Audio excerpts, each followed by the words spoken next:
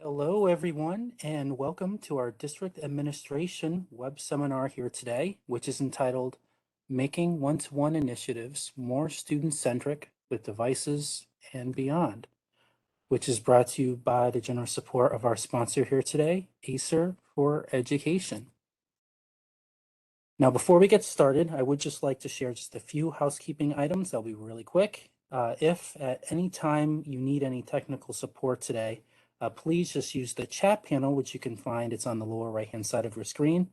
Then select on my name, which is Stephen Blackburn or host, and then just type in your message and I'll get back to you as quickly as I can. I'm also about to submit a phone number and access code in the chat that you can dial in if you want to listen in privately or if you don't have any speakers. So look out for that. Uh, we will also be welcoming any questions that you have today during our presentation with a Q&A session that will be happening at the very end. So you can submit a question by using the Q&A panel, and that is also on the bottom right-hand side of your screen, and then send your questions to all panelists. If you currently don't see the chat or the Q&A panels on your screen, again, look to the bottom right-hand side and click on the expand triangle, and that should be directly in front of the panel name. And that'll be your way to see if you have access to it. Also, the last point I'd like to make, and then we'll get started, is that if you would like to access the web seminar at a later time, you'll be pleased to know that everyone who is registered and all of you who are attending right now, all of you will receive an email at some point soon from our team at DA with a link to the slides as well as an archive recording. And now it is my pleasure to introduce our speaker we have with us today, Timothy Curran, who is the Director of Technology at Bangor Area School District in Pennsylvania. Hi, Tim. Great to have you with us today. We really appreciate it. Thank you, Steve. I appreciate it. Thanks for the introduction. Hi, everybody. As Steve said, I'm Tim Curran. I'm with the Bangor Area School District in Eastern Pennsylvania.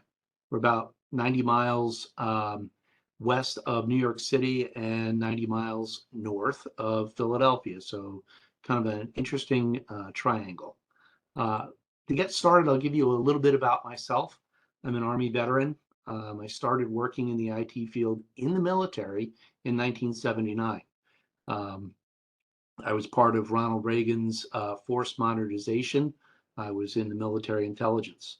I went to, when I got out, I worked at East Stroudsburg University, which is just a little north of us here in Bangor. And I worked in the media department, servicing the broadcast television, radio stuff.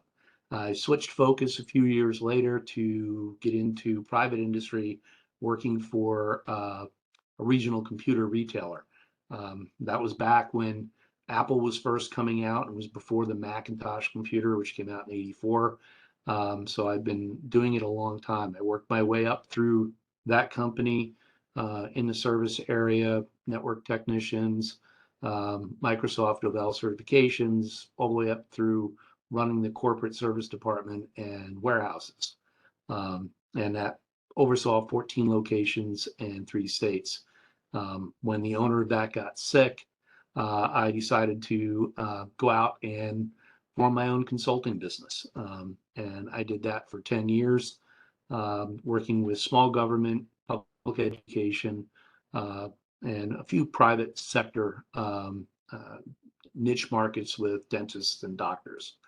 I ran that for about 11 years till my third child was born, and I decided to change my lifestyle, go independent. I made sure all my employees had work and spent more time with my kids. And an opportunity came up here back in 2015. It was one of the schools that had hired me to help hire their director of technology. And he worked here for 20 years, and then he left, and this position became open. When I got here, this district had no Wi-Fi at all. very few computers other than what was in VMware, so a lot of zero clients, and just 1 gig of wired internet. Bangor is a small district, about 3,000 students, 1,000 at the high school, 7th and 8th grade, 1 middle school, 3 elementaries split up as K to 2, 3 to 4, 5 to 6. It's mainly a rural agricultural area. A lot of farmland that's rolled up into a green space. And so our tax base is really based on property taxes of the people that live here.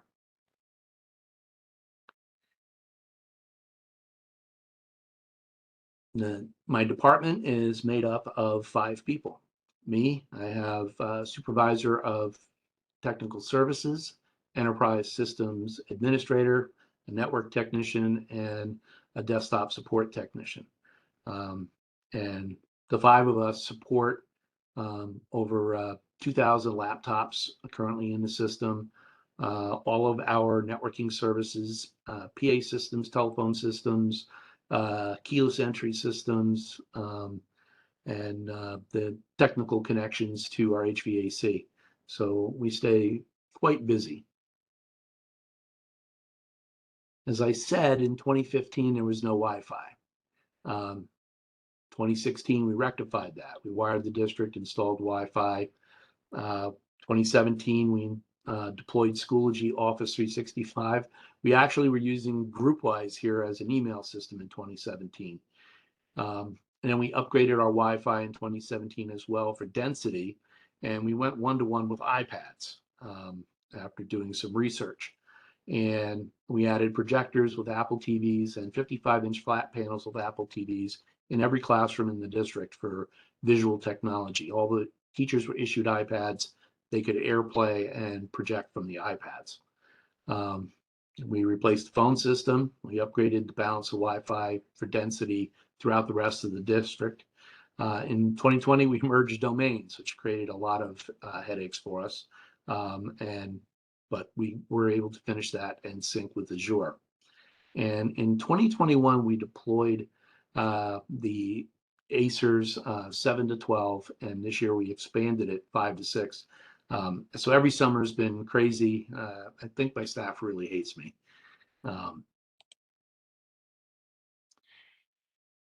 So we got into the one-to-one not really knowing what we were doing, how we were going to use it.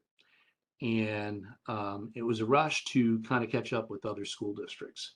So after we got our feet wet with the iPads, we started to look at what we were doing. And if anybody is familiar with the SAMR model, we were essentially, for everything we put in place, all we really did was substitution. We just kind of replaced paper and pencil with electronic media. Not really where we wanted to go. The students were using it, but it was stifling. Apple requires to have the Apple Store for installing software, downloading, that kind of thing. But the Apple Store requires a credit card. Since all the Apples were registered to the district, we would have to use the district credit card, and we weren't willing to expose that. So we ended up creating a self-service store through Jamf, which is what we're using to manage it. But we decided on the applications. Again, students didn't really get a choice. So we were looking to replace those in 2021. So in 2019, we started to survey our high school teachers to find out what they truly needed in a device, how the kids were using them, those types of things. At the same time, we realized we were going to have to leave the new devices open, which means allowing students and staff to install software that I really don't have control over. So we needed to look for ways that we could manage those devices, specifically if they were Windows or Chromebooks. The administration tasked me and my department with opening more opportunities for students to become more student-centric, to expand their horizons. And one of the things that we determined was applications I might choose or a teacher might choose for creating a PowerPoint presentation. I mean, there's a lot of different presentation pieces of software out there. Maybe they don't like PowerPoint. Maybe they want to use slides. Maybe they want to do another type of presentation software. Um, Allowing the student the ability to choose the tool that's best for them is really what we decided to do. And we thought if we open that up, it would allow the students to become more creative, allow them to advance. And we encourage the staff to encourage that with the students. And so we ended up with uh, Acer as the device. And as we were looking at this, we have a program here. It's actually two programs. We don't allow seniors to graduate early, even though they have enough credit. So we created a program called Diversified Occupations, and we have another one called the Senior Experience. They're essentially the same type of program where a senior will do something else other than come to school for the whole day. Um, the caveats are if it's senior experience, it has to be educational in nature. So taking college courses, going to a job function where they're following a professional and they're getting trained that way, or diversified occupation, it has to be a job where they're getting paid. Um, One of the things we wanted to do, my staff and I, as we talked about it, was to offer the opportunity for um, students to repair the devices. I mean, everybody can get an opportunity with all of the major manufacturers to be self-servicing. Um, they ship you the parts, you replace them, you ship them back to parts, and the turnaround time's much quicker. Um, and we could have done that, but I have to pay the student to do that as an employee. So I didn't want to put the burden on the taxpayer. So I talked with Acer about becoming an ASP where we actually get paid for the labor to do the repair. So it's not just self-service, but we also get a fixed fee for replacing things like the flat panel, the keyboard, the motherboard, those types of things. And Acer was really good to work with. They made a lot of changes in the agreement, confidentiality agreements, because as a school district, the right to know requests come in, and we have to make it public. So they were very, very understanding in working with us to create this. The second thing was I needed the students to be trained and be certified to do the repair. Acer does have some online for their Chrome products, but we were looking at a Windows. One of the reasons we're looking at that is in high school, we're preparing students for the workforce or going into higher ed. And where some higher ed have Chrome, all of them have Windows. And most businesses are Windows. So we felt that that was the right way to go. And we were also already Office 365. So it kind of meshed with us. Um, so in 2021, we deployed 1,600 ACERs between grades 7 and 12. They're on a 4-year lease cycle. And then in 2022, this year, we added another set of one-to-one same devices for grades 5 and 6, also on a 4-year lease cycle. When we did the survey and why we chose the Acer Spin B3 is the teachers said because they were using iPads, they needed 2 cameras. The math department was having them do their work, show their work on a piece of paper, take a picture, and submit it electronically. Well, most laptops have 1 camera at the top, so when, and even if it's a 360, you flip it, you're looking at the keyboard and you can't really see how you're framing it. And the 3B or B3 actually solved that problem. The students were also used to having a tablet device because we had iPads for 4 years. I didn't want to set those students back. So a 360 device helped with that because they can use it as a tablet. The iPads and the cases we were using were very durable. They got dropped, they went down steps, they got run over by a tractor in one instance, and they still worked. Um, and when we were looking at the device, the Acer Spin B3 is also very durable. I've witnessed it fall down the steps already and not be damaged when it's closed. So it's been dropped a few times and it's held up. And then we also wanted Windows Professional for easy Azure integration. There's some security features that we needed for some of the software we're using to monitor the laptops. And we also increased the RAM to 8 gigs and solid state drives to 256. So we wanted a little more to these because we wanted it to uh, be able to have the students be creative.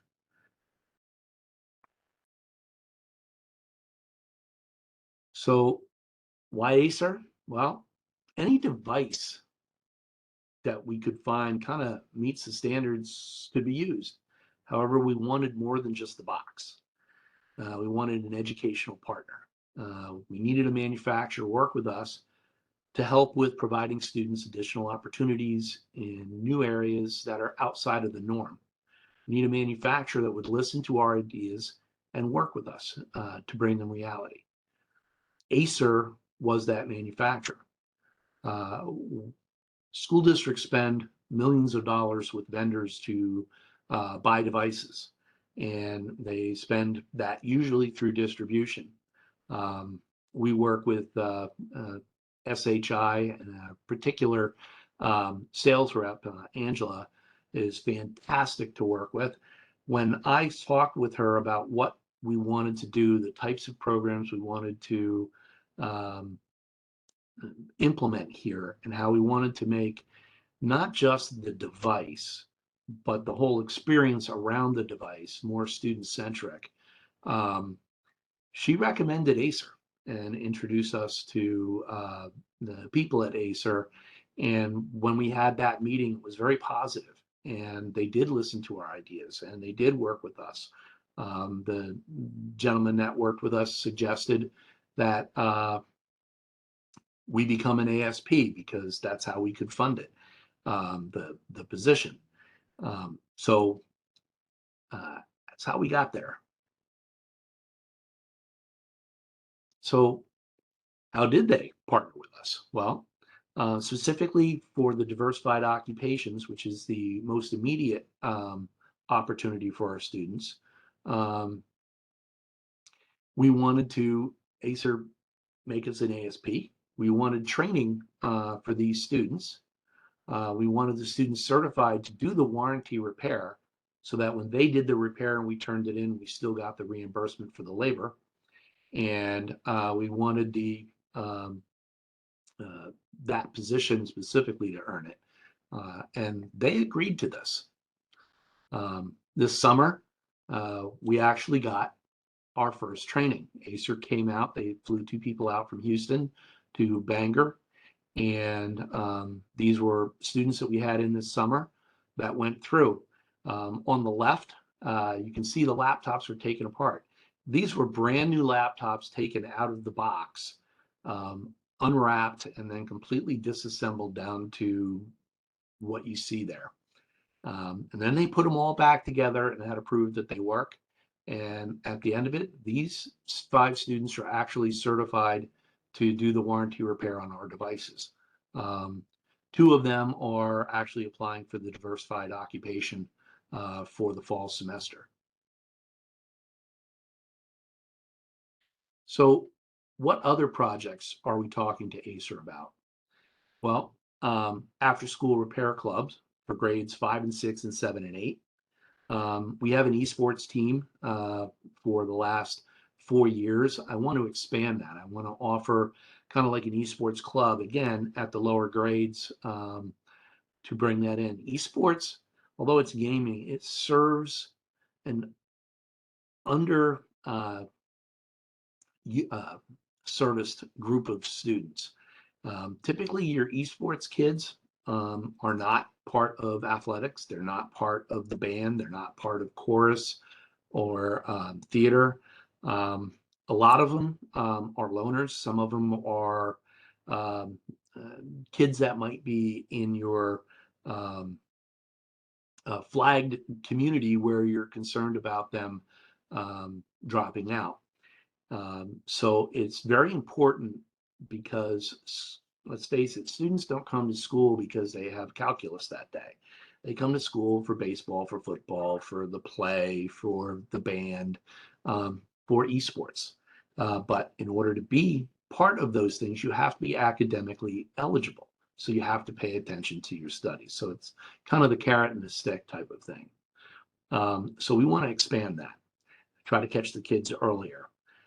Gaming, building gaming computers.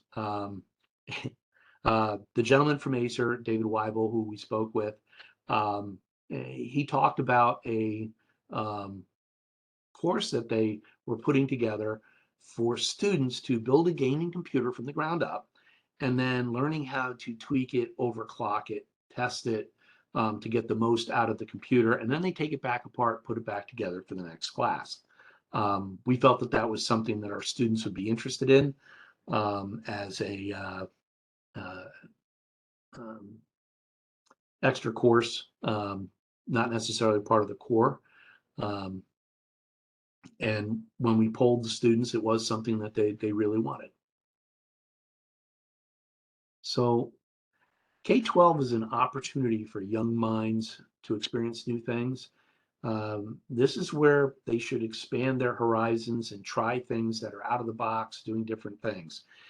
And a lot of times students don't always think about the things that they want to do. So we as educators should provide opportunities that they're interested in or think they might be interested, give it a shot, see what's going on, not just through academics, but extracurricular type of activities, clubs, those types of things. Um, any device that we provide to teachers and students, it should be able to keep up with the creativity of those teachers and students. It can't be bargain basement, bottom dwelling equipment. It needs to be a little bit higher end, a little more oomph to run different pieces of software that perhaps we as technology people aren't thinking of to be able to do things. I mean, I look for the day when a student who's doing a history project at the high school and talking about a particular era um, puts together a movie, puts together a mock interview with people with sets and props, does a music video or creates a rap song, something out of the norm than a PowerPoint presentation or a written paper. Now you know that the students are engaged, and the students that are having to sit through 25 of these reports will be able to perhaps not be quite so bored because they've got different ways of handling it. Um, Developing partnerships to provide new and different opportunities to our students should be one of the most priorities that we have. Um, the students of the future, and we're here in education not for ourselves, not for a career, not for the teachers, not any of the adults. We're here for the students that are attending here to give them the best possible education, the best possible opportunities that we can afford, that we can put out there. And sometimes it means more work for us, but I think it's worth it in the end. Um, there are a lot of good devices in the marketplace, but how many manufacturers will provide the kind of partnership that goes beyond the financial transaction? Um, I believe that working with Acer, working with SHI, have really impacted our students. Last year, when we rolled them out to the high school, I was down in the library helping students who were having some issues trying to get the office installed and showing where they needed to go. And I noticed that one of the students, she had Hulu, she had Netflix, she had Amazon Prime Video. And I remarked to her, I said, wow, um, I see you got all the important sites bookmarked there. And she goes, yeah. She goes, I installed some other software. I found out they're not locked down. What idiot made that decision? And I'm like, that was me. Um, she, of course, was mortified. Um, but one thing I found is our students use these devices as their personal devices when they're at home. And they've installed Call of Duty on this. And I was surprised when I saw it on a student. And I'm like, does it actually run?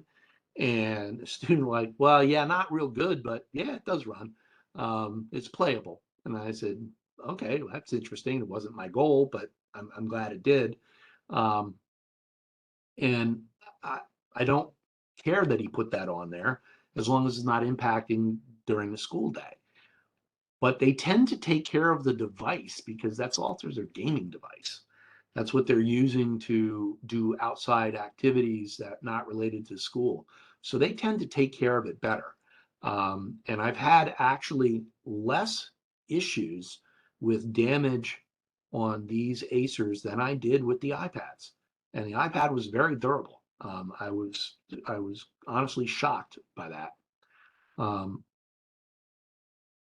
I think if you talk to the people you're doing business with and you ask them, I want to create this type of program. How can you help me? I think a lot of businesses um, would be willing to help. How much they're willing to help really depends upon what their corporate structure is like. And what I found with Acer is that from the top down, with working with contracts and lawyers and asking for major concessions, they were willing to do it. We bought that first group in 2021. And if everybody remembers, getting devices and that kind of thing was absolutely crazy. Acer managed to get the devices here. Every time there was a delay, we had a typhoon that delayed them coming out of Hong Kong. They had issues with getting the touch screens, those types of things. I was made aware of it. And in August, when they showed up, David Weibel showed up in jeans and a t-shirt to help us deploy them, which was going a step above. I can't say enough about them. Uh, so when you're looking at devices, look at it from a student's perspective. Try to move up the SAMR model.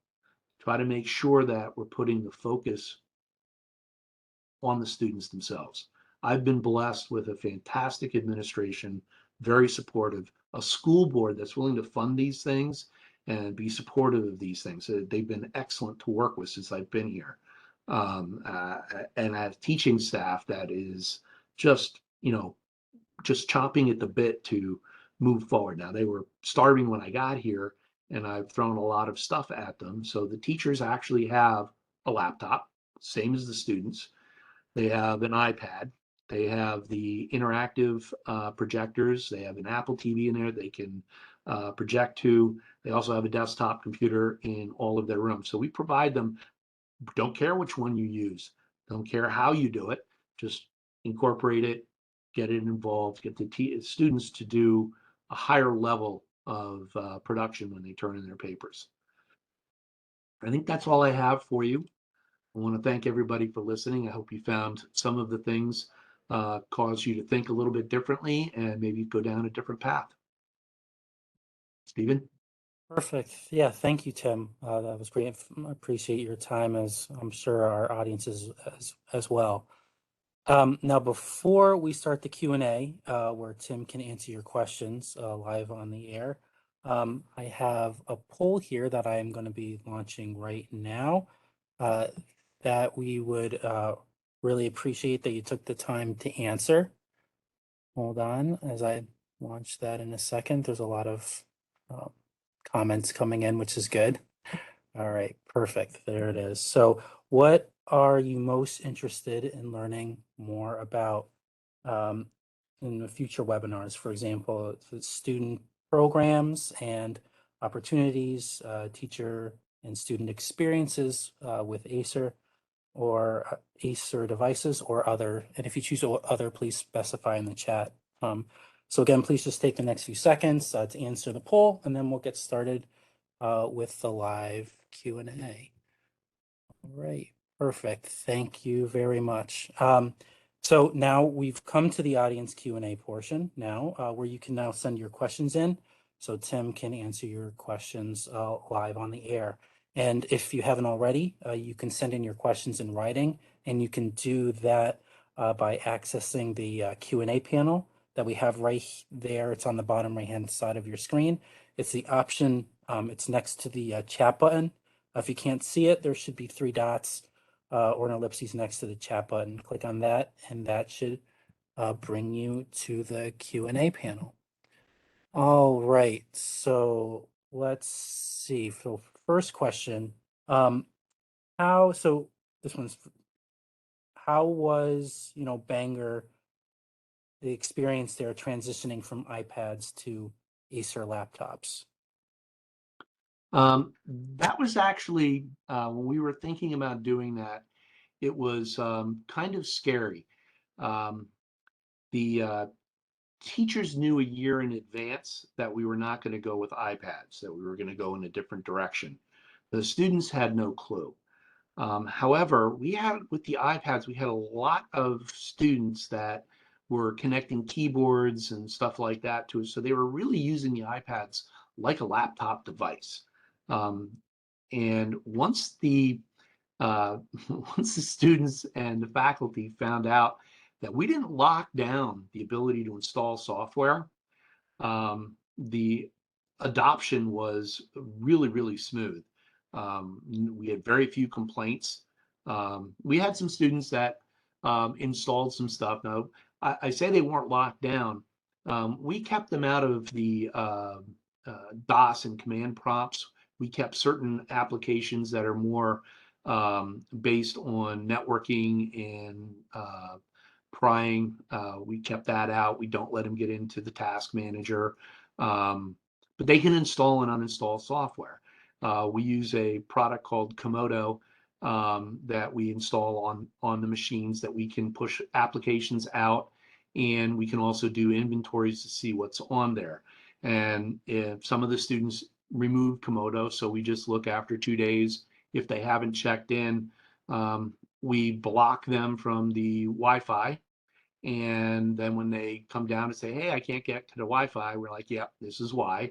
And they figure out they can get caught, and it's been less and less. It was a little bit earlier on. But as far as the transition, it wasn't that difficult. There was some apps that when we met with the faculty, they were like, well, we need a replacement for this, we need a replacement for that.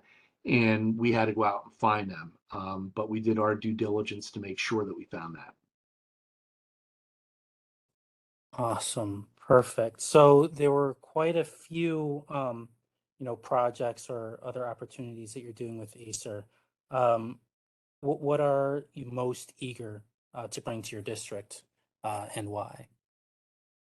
Um, Esports.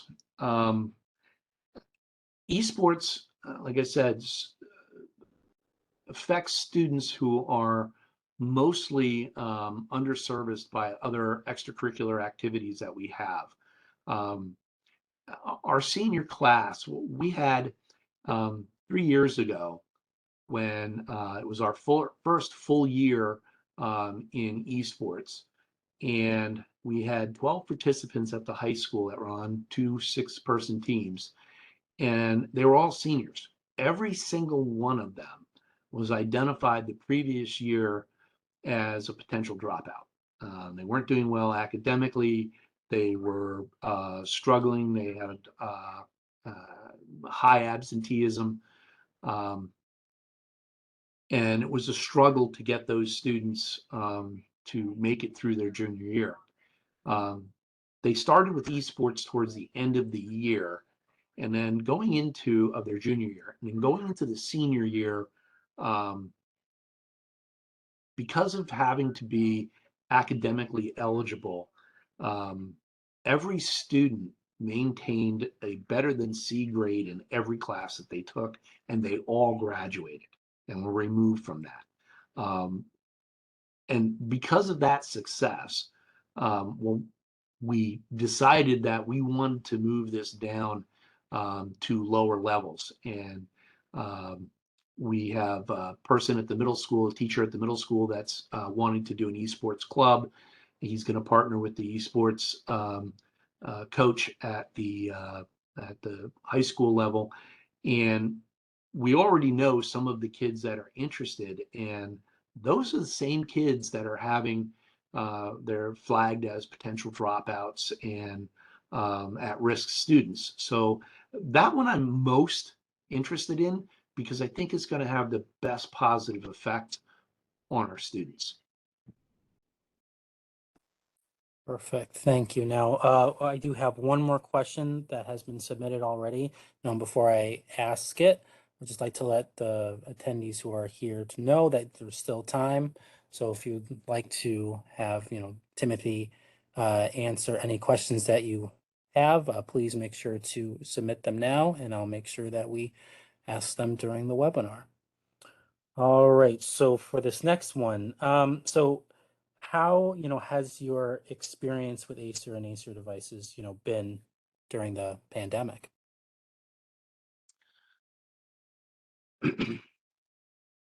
Well, we didn't have the Acer devices in 2020 when we had to shut down. The governor shut us down in March of 2020. In 2021, which is when we got the Acers, we were actually in person 5 days a week all year long. We did have some cyber, we did have some remote distance learning, and we did put the Acers in the hands of those students. And we had very little problem. Again, the Komodo software that we put on there has a remote control capability with permission of the user. So that when they were at home and they were experiencing issues, it was mostly they didn't know how to use the device with the camera and that kind of thing because there's a shutter on it. So they got to know to open the shutter, those types of things. So we were able to remote in and help them. We had Acer's turnaround on any repairs that we had. That kind of thing was phenomenal.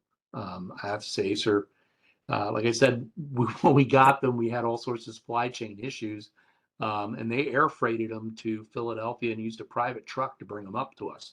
So it was they went above and beyond to make sure we were able to hit the ground running at the beginning of 2021. Perfect. Great. Yeah, great to hear that, of course. Thank you. So that is all of the questions that we have here today. Now, as I go through my closing slides in just a few moments, for our attendees here, please feel free to continue submitting your questions. And if any come to mind, and I'll make sure that they're sent over to our friends at Acer so they can be answered at some point in the future. But first off, thank you again, Tim, for your time here today. And of course, thank you to Acer. And to our audience, I would also like to thank you for joining us here today as well. For those of you who enjoyed what you saw, there are many more upcoming web seminars like this one that are provided by us over at District Administration, which is the leader in editorial coverage of news, trends, and current issues in K through 12. We have a wide range of readers who subscribe for free to DA, such as yourselves, and they stay up to date with us in the print magazine, online, in our newsletters, and web seminars like this one. Also, if you would like to watch this web seminar again, or for those of you who believe that what Tim talked about would be helpful to your colleagues, which I'm sure will be the case, you'll be pleased to know that our team at DA, we will be sending you an email later tomorrow, most likely with an on-demand recording of this web seminar and the link to the slides so you can have them on your end. So with that, on behalf of DA, this is Stephen Blackburn. Thanks, everyone. Take care, be well, and stay safe, everyone. Thank you very much.